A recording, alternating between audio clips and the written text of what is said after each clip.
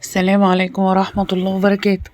هنا بدأنا رحلتنا، بس قبل ما نبدأ كلامنا بالصلاة على حبيبنا النبي محمد صلى الله عليه وسلم. زيدوا النبي صلاة يا جماعة، بالصلاة على الرسول تنحل وتنفك العقد على طول. احنا كده ماشيين في الطريق الزراعي، رايحين فين؟ هنعرف مع بعض احنا رايحين فين دلوقتي، لان مشوارنا طويل ورحلتنا طويلة. ده القطر. طبعا القطر بيبقى ظاهر وباين عشان احنا خدنا الطريق الزراعي مش صحراوي، لان طريقنا زراعي ان شاء الله. رايحين على فين دلوقتي؟ هنعرف رايحين على فين. كانت رحلة شاقة جدا وكان مشوار متعب بالنسبة لي. احنا هنا وصلنا كلية حقوق، ودي شؤون الطلبة. فين كلية حقوق دي يا جماعة؟ دي في طنطا، وده بلال ابني المتمرد المتنمر على كل حاجة، اللي مش عاجبه اي حاجة. زي ما انتم شايفين دي شؤون الطلبة. انا جيت طنطا علشان انا وجوزي وابني علشان اقدم لبلال في كلية حقوق طنطا. بعد ما قدمنا وخلصنا وطلعت روحنا وطلعت عنا، خرجنا ركبنا تاكسي من قدام الجامعة وماشيين في محافظة الغربية أو محافظة طنطا اللي تابعة لمحافظة الغربية. زي ما انتوا شفتوا محافظة الغربية عدينا من جنبها. البلد زحمة جدا، مدينة مش قرى ولا أرياف. البلد زحمة جدا زي ما انتوا شايفين، مش القاهرة بس اللي زحمة. هنا بقى كنا وصلنا فين؟ السيد البدوي. ليه رحت السيد البدوي؟ عشان انا بحبه ونفسي ازوره، وهو جالي في المنام. جالي في المنام مرتين زي ما انتوا شايفين المكان. مرة كنت انا تعبانة وجالي، كنت عاملة عملية كبيرة الحمد لله رب العالمين، وجالي في المنام. والمرة دي جالي في المنام عشان اقدم لابني، وفرقوا علينا حمص علشان ندوقه ونشتريه. هنا قعدنا في كافيه عشان انا كنت خلاص وصلت ومش قادرة ومش شايفة، كنت محتاجة ان انا اشرب فنجان قهوة. فشربت فنجان القهوة، كانت قهوة جميلة جدا، وشربت المياه الساقعة.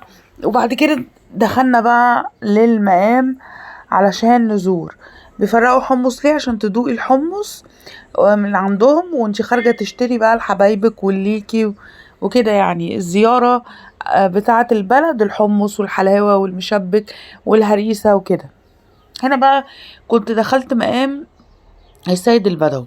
هنا في أثر قدم الرسول عليه أفضل الصلاة والسلام. الأثر بتاعت القدم بتاعت النبي عليه الصلاة والسلام موجودة في السيد البدوي. زي ما انتم شايفين أنا كنت فاتحة الفلاش فطفيته علشان أوريكم أثر قدم النبي صلى الله عليه وسلم. ألف صلاة وسلام عليك يا سيدي يا حبيبي يا رسول الله.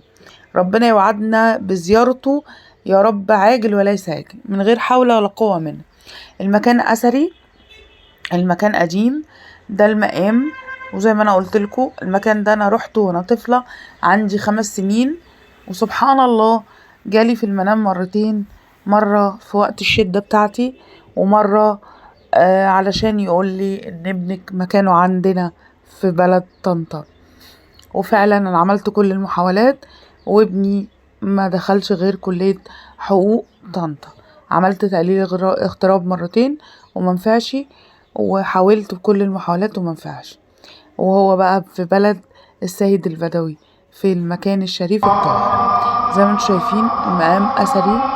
والراجل ده انا دخلت المكان ده حسيت براحة نفسية فظيعة ما حسيتهاش في اي مكان انا رحته ولا زرته. سبحان الله بجد سبحان الله، المكان ده انا ارتحت فيه جدا جدا جدا.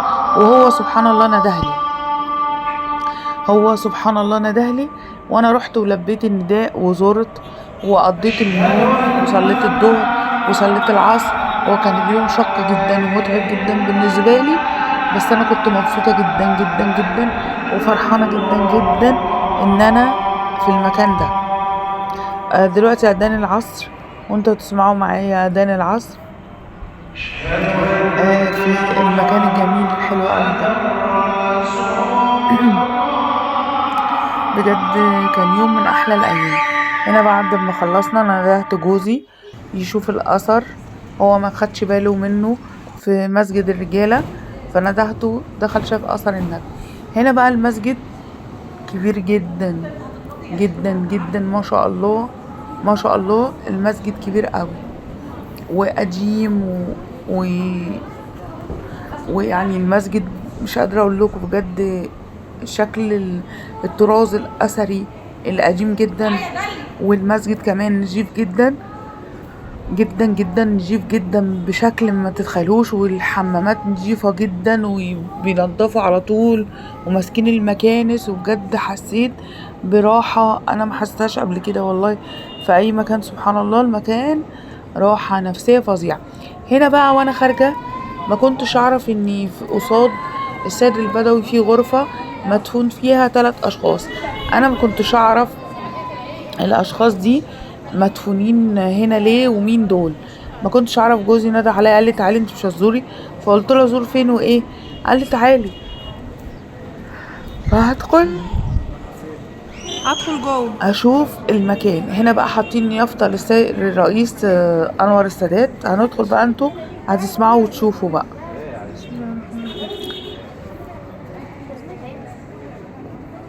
هو ده بقى مقام ايه؟ سيدي عبد العال. سيدنا عبد العال الخليفه الاول لسيدنا احمد البدوي. فين بقى احمد البدوي؟ الناحيه الثانيه لو دول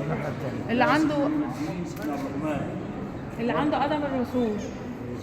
اخوات سيدي عبد العال ده وده دول اخوات سيدي عبد العال، تمام، من تلاميذ سيدنا احمد البدوي.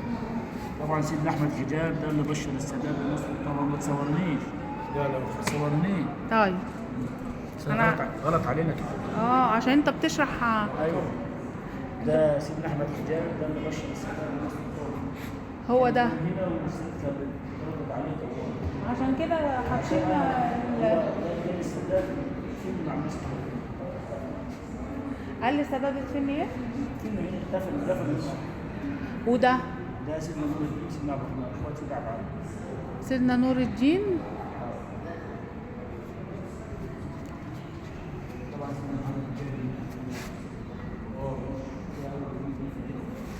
محمد هو قال ده ايه؟ سيدنا احمد حجاب. وده سيدنا نور الدين، وده سيدنا عبد العال.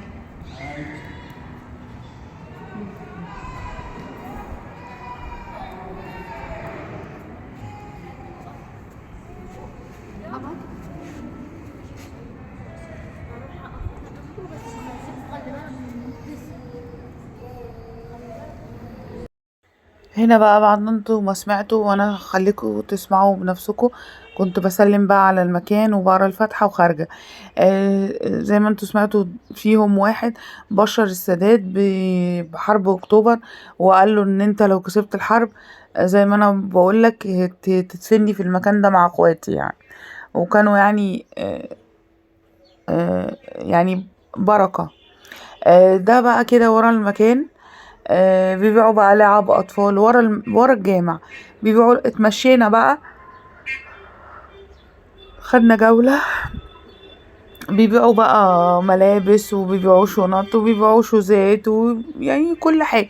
وزي ما انا قلت لكم بقى مشهورين بالحمص والحلاوة والمشبك والحاجات دي.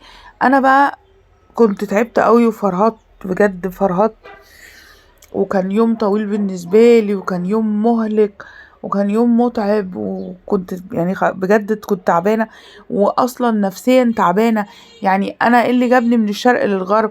انا من القاهرة، ايه اللي يوديني طنطا عشان ادرس؟ يعني بجد شحططوا الطلاب السنة دي بجد، والله العظيم حرام عليهم بجد والله اللي حصل فينا ده. بجد والله انا ابني احنا من مصر، ايه اللي يودينا طنطا؟ ما كل محافظة يبقى ليها ناسها، ليه شحطة الطلبة وشحطة الاهالي وبهدل الناس كده؟ بجد والله السنة دي يعني النتيجة كانت مسيئة بجد والله. يعني على قد ما انا فرحت بالنجاح، وعلى قد ما كانت فرحتي كبيرة جدا، بس اتكسرت فرحتي بالجامعة بجد والله. وبحمد ربنا على كل حال وكل وقت وكل حين، وبقول الحمد لله. يعني اكيد في خير لي، وعندي ايمان ويقين بالايه اللي بتقول لعل الله يحدث بعد ذلك امرا. هنا بقى كنا دخلنا مطعم علشان ناكل. انا بصراحه اليوم ده كنت هموت واكل فسيخ من عندهم من طنطا يعني، بس طبعا البهدله والزروطه وهنغسل ايدينا فين وزفارة واحنا هنركب مواصلات والحاجات دي. فقررنا ان احنا ندخل مطعم، ده مطعم كبير ناكل فيه. 225 اكلنا. وهنا بعد لما خرجنا ده المطعم اسمه مطعم الزين. هو انا الاكل والاماكن دي متصور بس انا معرفش ليه هو ما ظهرش. احنا كلنا كفتة وكلنا اهو معلش ده الاكل. جه مقطع المحطة ان انا رحت المحطة قبل الاكل. كلنا كفتة وكلنا محاشي وبس. والاكل غالي جدا جدا عندهم، المطعم غالي جدا جدا جدا، يعني بلاش اقول لكم احنا كلنا بكام عشان هتصدموا. المحطة انا كنت رحت المحطة، محطة القطر في وش على طول الشارع بتاع السيد البدوي، عشان انا كنت عايزة ارجع قطر لان كنت تعبانة مش قادرة من المواصلات ومنفعش للأسف. رجعنا مواصلات. هنا بقى رجعنا البيت كنت اشتريت كيس حمص صغير كده لان انا الوحيدة اللي بحب الحمص، وكنت اشتريت مشبك. اتبسطت بالرحلة بس اجهدت وتعبت طبعا، كان يوم طويل وشاق. بس الحمد لله خلص. ويا رب ان شاء الله الفيديو يكون عجبكم، ولو عجبكم لايك وشير وسبسكرايب للقناة.